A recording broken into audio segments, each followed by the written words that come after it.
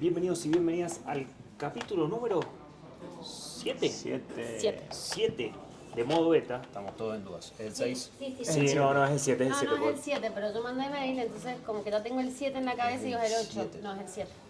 Les tengo una pequeña historia que va a terminar en esa frase que están esperando. ¿Ustedes saben de dónde viene la palabra riesgo? Risk en inglés, pero no sé. Rischio o risico esto es italiano antiguo, más proveniente del latín, que será otra palabra que no voy a pronunciar porque no sé latín. Rischio quiere decir también risco. ¿Se ubican lo que es un risco? Un acantilado. Sí. Y risicare quiere decir navegar rodeado de arrecifes o pescaños peligrosos. Navegar rodeado de riesgo. Es como que en cualquier momento te caes al vacío. En cualquier momento chocas contra algo. Chocas contra algo. Que es Claro. peor todavía, tal vez. Por lo tanto, si volvemos a navegar, que es tal vez lo que más hizo que este mundo crezca y lo que más hizo que las empresas crezcan, si uno no arriesgaba y se mandaba a ese mar lleno de peligros, era imposible ganar. El que no arriesga, no gana. Bienvenidos al episodio número 7, ahora sí. ¿Cómo están? Muy bien. Muy bien. Ha sido un gran día, así que y una gran semana. De Tremenda verdad, semana. estamos cerrando semana. Estamos empezando un mes nuevo también. Sí, la llevamos una semana. La llevamos esa semana de este mes Esa nuevo. semana. Sí. Pasaron cosas hermosas todo el tiempo. Que las pueden ver dónde. En nuestras redes. Muy bien, mirá esto cómo metemos chivos y todo. Todo, Barca ahí por punto favor abajo. bici. Me lo ponen en barca.bici. Vamos a agregar. Quiero que empecemos con este capítulo. Quiero que hablemos sobre el riesgo. Estamos rodeados de riesgo. Hemos decidido trabajar en un entorno donde el riesgo es una palabra normal, por decirlo de alguna manera. Pero la gente tal vez eso no lo sabe. Y tal vez llega algún paracaidista a este capítulo de YouTube y no entiende por qué estoy diciendo que el riesgo es normal para este Venture Capital. ¿Qué le podemos explicar a esa persona del vínculo con el riesgo desde cada sombrero de ustedes? Buenísimo. ¿Querés que arranque? Ay, ¿Me no hice su miraste? pregunta principal. Sí, La pregunta era: ¿el riesgo es una apuesta apuesta o o una una decisión? decisión. Yo creo que fue una decisión nuestra. Sí, yo no quiero pensar en realidad todo como una decisión por el hecho de que vos vas a tomar esa decisión pensándolo de por qué lo haces. Pero más allá de eso, si yo me tengo que parar en la mirada del founder, en realidad para el founder es una decisión porque es el entrar en un nuevo ecosistema. En un nuevo ecosistema donde lo que vas a buscar es levantar futuras rondas de financiamiento, que tal lo hemos explicado, digamos, para que crezca el valor de tu compañía, vos tenés que inyectarle plata y seguir creciendo más allá de lo que genere tu propio negocio. Entonces, como vas a entrar en ese ecosistema a buscar nuevos inversores, ese ecosistema te va a pedir cosas que hacen que vos tengas que tomar ese riesgo, porque tenés que tener tracción, que eso significa que ya tenés que estar facturando, que tenés que tener tecnología, que tenés que tener un buen equipo. Mientras mejores cosas vos puedas mostrar de cómo construiste la propuesta de valor de tu empresa, más te van a escuchar esos fondos. Entonces tenés que poner lo que se llama skin in the game, que es poner todo tu cuerpo en el juego. Por eso creo que es una decisión. Yo voy a romper un poco el molde y voy a decir que no es ni una cosa ni la otra. En realidad un poco cambiando la estructura de lo que hacemos nosotros versus lo que hacen los fondos donde se originó lo que hacemos nosotros. ¿A qué me refiero? No es lo mismo estar embebido en un ecosistema que es como el de Estados Unidos, el de San Francisco más particularmente, que estar embebido en un ecosistema latinoamericano y argentino más particularmente. Entonces voy a sumar ahí a esa dupla, vamos a hacer una triada y voy a poner que la incertidumbre es en donde nosotros nos gestionamos, sobre todo en Argentina y Latinoamérica. Entonces, para mí, dentro de lo que hacemos nosotros, voy a proponer un renombre. He aquí, en este acto, que es verdad que somos capital de riesgo. De hecho, Venture Capital significa Se define así. como tal. Pero ya les voy a contar por qué considero que no es riesgo lo que hacemos 100% nosotros, sino que es más incertidumbre. Pero bueno, Jules explicó un poco de que en esta industria estamos acostumbrados a enfrentarnos a ese tipo de situaciones que sabemos que pueden malir sal. Y aceptamos y lo abrazamos. Entonces ya vamos a hablar un poco más, pero para mí tenemos que agregar incertidumbre en en esta charla. Me gusta. Lo voy a hacer como en las conferencias de prensa de los técnicos de fútbol. Señor conductor, ¿puede reformular la pregunta o volver a formularla? Tengo la pregunta. Me la perdí. Acá está. ¿El riesgo es una apuesta o una decisión? Desde el sector pyme, que por ahí es donde más me toca defenderlo, es una decisión. Es una decisión convivir con eso. Sobre todo en un país, como recién decíamos, súper emprendedor como en Argentina, y en un mundo tan cambiante como el que tenemos actual, es algo con lo que hay que convivir. Entonces sí, es una decisión jugar ese juego. Empiezo a creer que no existe posibilidad de crear una pyme o una startup si no corro un riesgo. Empiezo a preguntarme cuáles serán esos riesgos y no sé si ustedes tienen las respuestas. ¿Sí? Sí, obvio. Están asentando, quiero respuestas entonces. Bueno, ahora arranco yo por el lado de las pymes. Creo que las pymes lo que arriesgan, normalmente estamos hablando de pymes consolidadas, no es tanto, sí por supuesto el capital, pero más que eso a veces es la historia. Es una historia construida, que tiene clientes que han generado confianza, que tiene familias que dependen de eso, que tiene una marca, un nombre asociado, y por lo tanto con lo que juegan con su riesgo tiene que ver más con su historia y con su peso. Y eso también es una estructura que cuesta mover. Cuando hay que tomar decisiones de riesgo, de si elijo una nueva unidad de negocio, si reformulo total mi negocio, tengo muchas variables en consideración que por ahí el sector más startupero tiene otras variables. Ni mejores ni peores, sino que son condiciones distintas, ¿no? ¿Tenés un punteíto de algunos riesgos que veas hoy en el mundo pyme?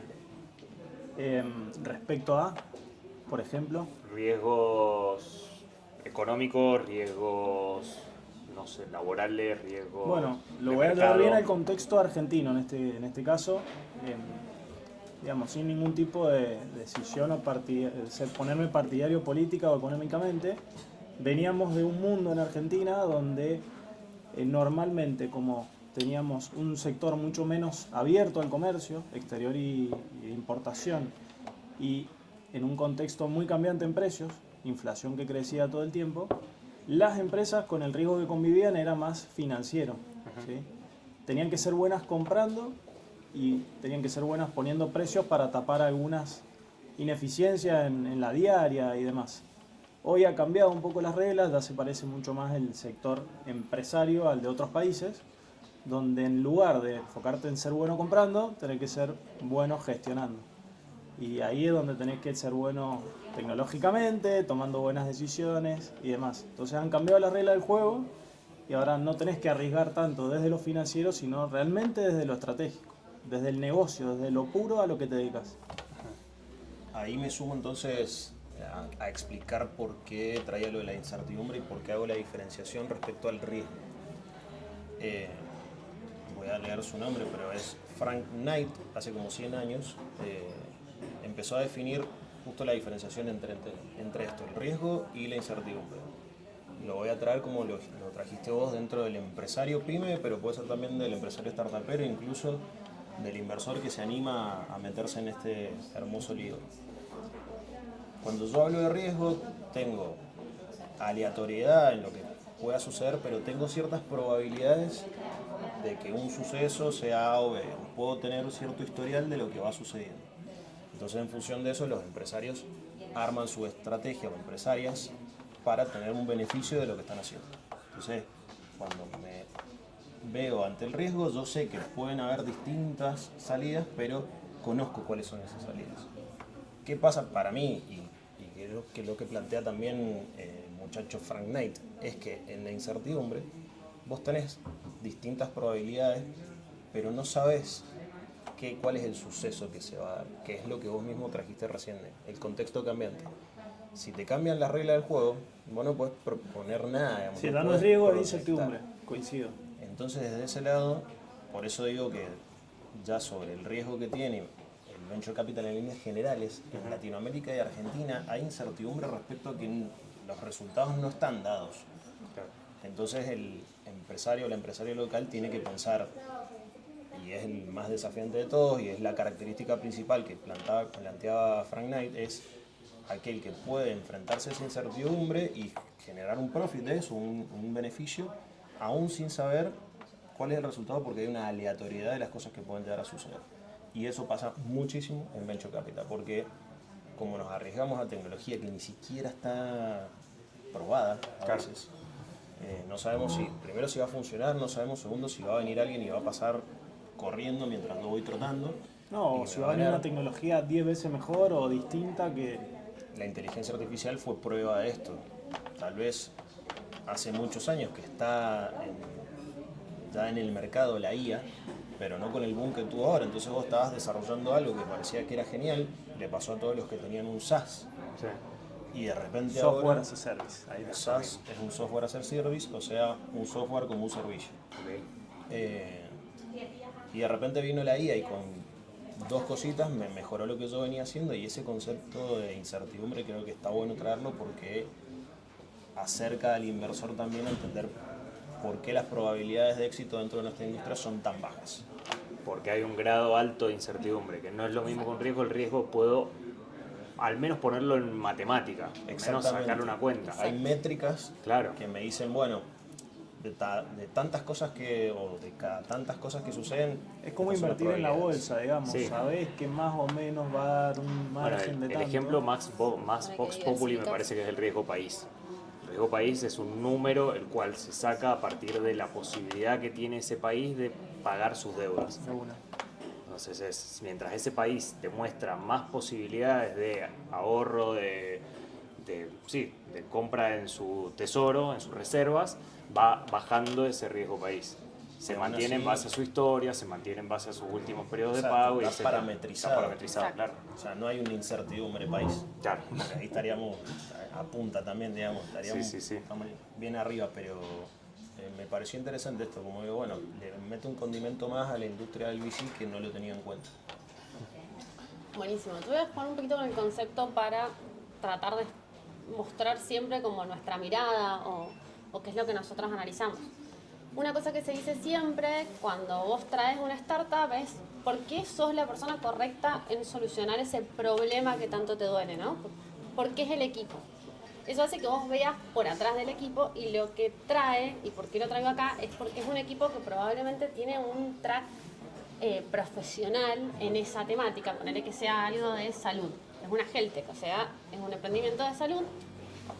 Vienen médicos, Claro. ¿sí? O sea, viene gente con una trayectoria profesional larguísima, que ya tiene estabilidad, que ya tiene buenos sueldos, que ya es reconocido, que probablemente tiene una familia que alimentar, y de repente dejan toda su carrera más tradicional por meterse en esto y asegurarse, digamos, de alguna manera de que alguien los va a mirar distinto, alguien va a apostar por ellos o va a decidir que ellos pueden ser ese equipo. Entonces, para mí el riesgo es personal, es dejar toda tu vida atrás, tu estabilidad de cómo la viviste y meterte en un mar que no tenés ni idea de lo que puede pasar. Incluso vos traías algo que quiero que digas el dato, es cómo, o sea, para que pongamos en relación el riesgo que corren estas personas, cómo logran dar el primer paso, cómo hacen el primer paso, a través de qué, de ellos mismos. Eso se los voy a preguntar. Bueno, igual no lo saben, pero a mí me sorprendió que era cuál es la primer fuente, o sea, fuente en el sentido de cómo consiguen la primera inversión, el primer capital, por decirlo así, para poder hacer su emprendimiento. Nosotros cuando contábamos todo el camino que hacen las startups, que son estas empresas tecnológicas que se espera que escalen, decimos que al principio tenés lo que se llama Friends, Fools and Family, es decir, gente muy cercana a vos, que de alguna manera te conoce y que invierte en tu idea. Pero lo que salió a partir de este estudio es que el 78% de los emprendedores argentinos se autofinancian, es decir, son sus cuentas bancarias. Eso me pareció tremendo, 78,3%. Emprendedores en líneas generales, estamos hablando. Cuando arrancan, en vez de ir a buscar Friends, Fools and Family, primero la ponen de su ¿No billetera. diferenciado por startupero o sí? No sé, cuánto, no me Ok. fijé. No, bueno, está No, bueno. no, puede ser el ecosistema emprendedor en general y Sí, tiene sí. muchísimo sentido. Tiene, digamos. sí. También viene por algún paradigma de la cultura local del esfuerzo, de todo lo que yo haga tiene que ver con el esfuerzo propio de ponerlo sobre la mesa y de arriesgarme, que es totalmente distinto, y también hago la distinción a otros ecosistemas como en Estados Unidos. O sea, Es todo lo ahí, contrario. Claro, Claro. te enseñan a jugar. Hay una cultura sí, del con la juego, plata del de otro. fracaso, claro, de financiarme con otros. Sí, Y está viene de bien. la encuesta nacional de emprendedores. El término emprendedores, Es muy amplio, Puede pero, ser está- amplio. Muy pero amplio. tiene toda la lógica. Probablemente proporcional sea un poco menos en startup porque hay una cultura distinta a ir a buscar capital de un tercero, pero tiene sentido el número por eso mismo, porque creo, y esto es una hipótesis mía, que tiene que ver con ese paradigma que tenemos como latinos en el esfuerzo que tenemos que hacer para que las cosas valgan, y que si no corre sudor y sangre no vale, y no es así. no, y también el demostrar que si vos estás invirtiendo en algo es porque realmente crees. Entonces yo no voy a invertir si vos no invertís. Eso es mucho la lógica del latino, que no es la americana. ¿Con Quiero qué ver me- si, Dale. perdón, les quiero hacer un juego a ver si cómo está el preconcepto de cada uno. ¿Cuántas empresas con más de 10 empleados, o sea, por lo menos estructuradas, viven en Argentina o en países en general más de 5 años? en Yo lo vi porcentaje? y lo recuerdo, así que no lo voy a contestar. Ok. Bueno, Porcentaje. Yo desde que lo ¿Cuántas dijiste lo estoy sobreviven pensando, a así que los 5 arranca. años? Empresas de más de 10 porcentaje. empleados. Sobreviven. Si agarrás Una che, las torta que de 100 nacieron hoy, empresas, de cada 100 empresas consolidadas, ¿cuántas De más de 10 sobreviven al empleados. año 5? ¿Cuántas pasan el año 5? dámelo por el dato. 30%. ¿30? 30% dicen. Sí, yo iba a ir por eso, 25. Bueno, es 50, yo pensé que iban a tirar un número más alto, pero sí, el 50% en Argentina, Chile, España, Estados Unidos no hay casi diferencia, es un poquito menos en Argentina, sobreviven después del año 5. Lo que quería decir con esto es traer el concepto emprendedor y uno normalmente arranca un negocio ¿para qué? Para que dure, ¿o no? Sí. Sí, para Sí, vivir se de pero eso en el- ahí te interrumpo 2 minutos que creo que el Max y yo lo que nos pasó es que tenemos muy seteado el concepto de 1 de cada 10 o de cada 15 de las startups se la pegan. Si lo Entonces, llevas a ese parámetro, sí. creo que por eso dijimos Por eso tan bajo. bajan el promedio. Claro. No, Yo a traje ver, el concepto por eso de más de 10 empleados para que lo vean Sí, como tal algo, cual. incluso una startup tecnológica que ya está consolidada. Claro. Es muy difícil pasar el año 5. Igual me parece que 50%, 20 o 30 son números, yo me hubiera esperado mucho más alto. O sea, ¿qué te dice esto? Es difícil emprender. sin duda. Trabajás con mucho riesgo y con mucha incertidumbre, ahora que aprendí el nuevo concepto, con mucha incertidumbre. Por lo tanto, nosotros que hemos cumplido más de 5 años hay que también celebrarlo, ¿no? Quiero que me lo conectes con el otro dato que es la cantidad. La cantidad de empresas. Bueno, también vamos a jugar. ¿Cuántas No, empresas ahí no arrancó. formales hay en Argentina con más de 10 empleados? Formales, pensemos que también Tienen está un ese número, dato. si es un 15.000. juego. 15.000, uy, no vamos a decir nada. 7.000. 7.000 empresas formales. No, en Argentina hay alrededor de 500.000 empresas No. formales registradas con más de 10 empleados. Lo loco es que si nos comparamos con países como Chile o España, que digamos demográficamente son parecidos, Chile tiene... 1.500.000. Sí, es 3 veces, no, Chile, claro, Chile es 3 veces más grande en cantidad de empresas registradas, España 6 veces más grande, y ni hablar Estados Unidos son 100 veces más grandes. Pero es tremendo lo de Chile, por una cuestión simplemente de geografía, digamos, porque mi análisis fue, bueno, lo debería llevar a provincias en cantidad, etcétera. Imagínate, Chile es mucho más chiquito. Sí, aunque hay una trampa, yo dije formales, hay mucha informalidad en Argentina, Claro. y ahí lo voy a atar con algo que también lo venimos tratando, que somos un país emprendedor. Y como emprendedor Nos es quedamos muy en el estadio. riesgoso empezar haciendo todo muy formal, no es de vuelta ni bien ni mal. Entonces hay mucho que no está registrado en este dato. Es probable que estemos cerca del valor de Chile. ¿Sí? Ahí creo que hay una de las preguntas a la que quiero ir, que es cómo se atraviesan algunos riesgos y cuáles son las consecuencias de algunos de los riesgos. Porque uno encara un riesgo y puede salir bien o puede salir mal. ¿Tienen algún hecho, alguna startup, alguna empresa que por ahí encaró un riesgo o percibió que había un riesgo y no supo qué hacer y catapluf? O Ahí- percibió un riesgo y dijo, este riesgo No sé yo por dónde te va. lo aprovecho y voy para allá. Voy y a levantar tengo- la mano, pero para tirarle pie a dedos. Creo que tenemos varios casos que han sabido pivotear y algunos que han pivoteado y le dio bien y otros no tanto. Pivotear tiene que ver con esto, como dadas ciertas condiciones o de mi negocio, el contexto, tomo decisiones. y a dónde pivoteo mi negocio, ¿no? ¿Qué ejemplos sí se les viene? El primer gran ejemplo que se me viene, no sé si responde a la pregunta de Gerard, pero igual lo vamos a decir, es nuestra primera inversión del Fondo 1 que se llama EG, que empezó haciendo su MVP en cursos de ingresos a la universidad, o sea, como un B2C, escaló a otro tipo de cursos, pero seguía siendo B2C, y cuando empezó la inteligencia artificial y las tecnologías a desarrollarse, tal vez eso no fue tan tentador y tuvo que cambiar un B2B, y ha sido un constante pivoteo para seguir encontrando cuál es el camino hacia el mercado ideal. Es una característica que tienen que tener los emprendedores innata, estar adaptados a pivotear y aceptar y que las realidades van cambiando. Por eso también está esto de la incertidumbre de recontra involucrado en este proceso. A ver, lo voy a dar a otro lado, que es pensar en las startups tipo biotech o tipo deep tech, que son startups que te llevan muchísimo tiempo al principio de investigación, de consolidación, hasta que vos finalmente podés encontrar a alguien que te invierta, ¿no? O demostrar algo, porque arrancan en laboratorio, en pruebas muy chiquititas, muy microscópicas, eso después hay que escalarlo, hay que empezar en un modelo. ¿Y qué pasa? Antes, vos con esa idea solamente de llevarlo al laboratorio, te ibas y levantabas ronda, ¿no?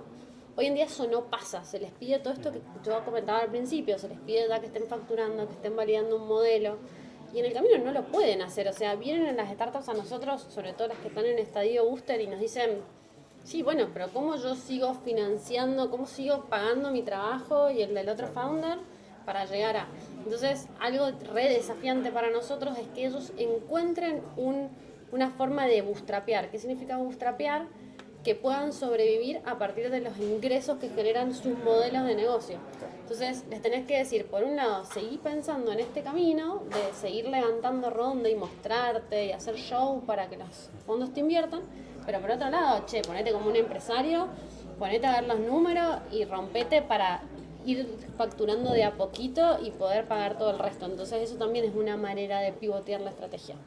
Conecto, si quisieras, de que dijiste algo clave, pero no fue casualidad que empezara a pasar esto ahora, de que a las biotech les empiecen a pedir este tipo de cosas. No solamente a los biotech, sino todas las startups.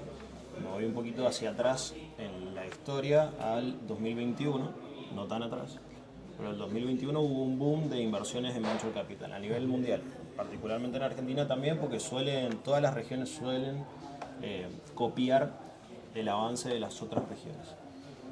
Luego el 2021, que hubo un boom post-pandémico de inversión y demás, el mercado se corrigió. ¿Qué significa? El 2022 hubo casi la mitad de inversión y el 2023 fue el peor de los años de inversión. De hecho, en Argentina, imagínense que en el 2021 fueron casi $1.000 millones y en el 2023 fueron 73 millones de dólares. O sea, fue abismal la diferencia.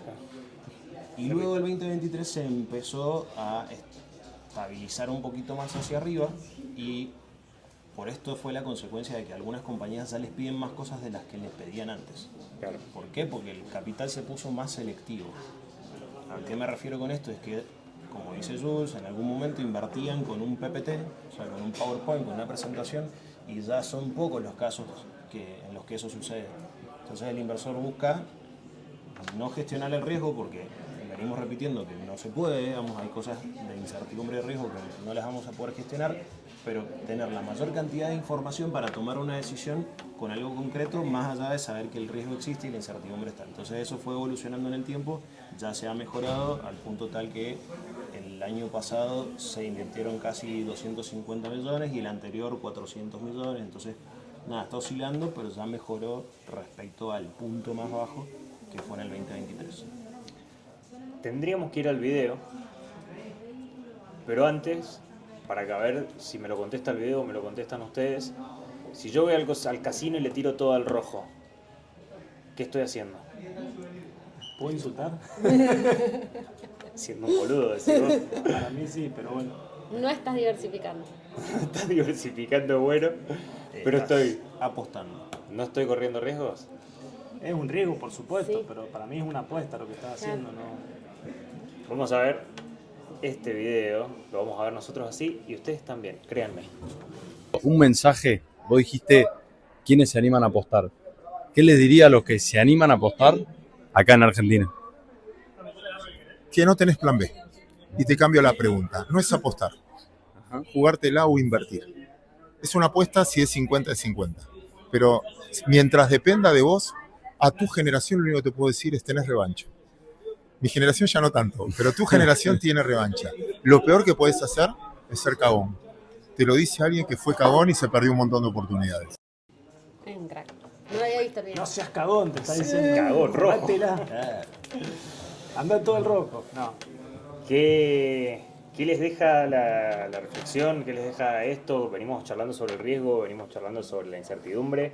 ¿Qué les deja como de visión a futuro, tanto para las empresas, para los fondos, para las startups?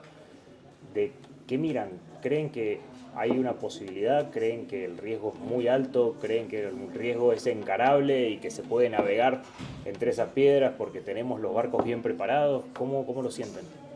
Yo voy a contestar con algo. La semana pasada estuvimos en el Foro de Inversiones y ese video viene de ahí, ¿no? De una charla que escuchamos del señor Suchovicki. Y una de las frases que él trajo en su charla, no en el video, hablaba de que si el cambio que está sucediendo es transitorio, tengo que resistir simplemente. Ahí lo traigo un ejemplo. Y si el cambio es permanente, lo que tengo que hacer es cambiar. Pasándolo al criollo, me la tengo que jugar, tengo que apostar. No tengo que ser un cagón, básicamente. Debajo un ejemplo práctico. Si el cambio es transitorio, es por ejemplo, yo tengo un local y de repente aparece una obra en construcción, mi calle queda, no sé, intransitable por cierto tiempo, me va a afectar a mi negocio.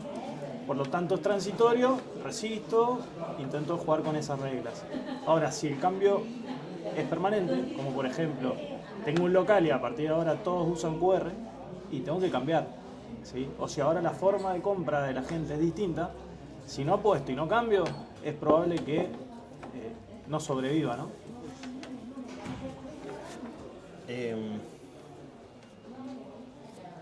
Lo llevo particularmente a lo nuestro y más que una decisión es una obligación si te metes en el mundo del venture capital. O sea, enfrentarte al riesgo es un sí o sí, dado que, como le decimos a todos los inversores que se acercan en Barca, y parece contraintuitivo o contradictorio, pero imagínense que les recomendamos poner al menos un 5% del total de su capital de inversiones en una industria como el VC, en la cual nosotros tenemos plena confianza, y en algo que vos tenés plena confianza le estás diciendo a tu cliente que ponga poco capital o poca porción de su capital. ¿Por qué? Porque somos conscientes del riesgo que trae aparejado meterse en este mundo. Entonces, es para valientes, también es para conscientes de lo que tienen y lo que pueden poner en este sentido, y que entiendo que la manera de poder sumarse a esta ola del venture capital y demás, más allá de ya estar en un estadio o en una posición de inversión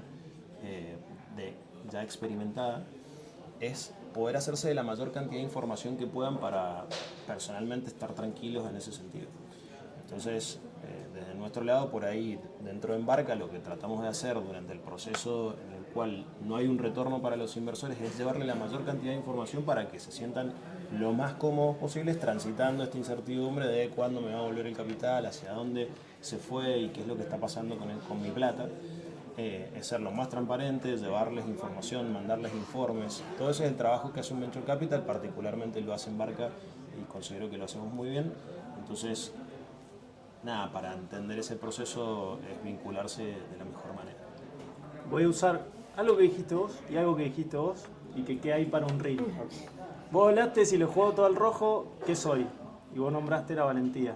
Y hay una frase acá que a mí me encantó, que dice que la valentía sin método es irresponsabilidad. O sea, sos un gil. Si lo estás haciendo. Eso es lo que Ahora, ahí- el método sin valentía es parálisis. Entonces, hay que tener las dos, en su justa medida.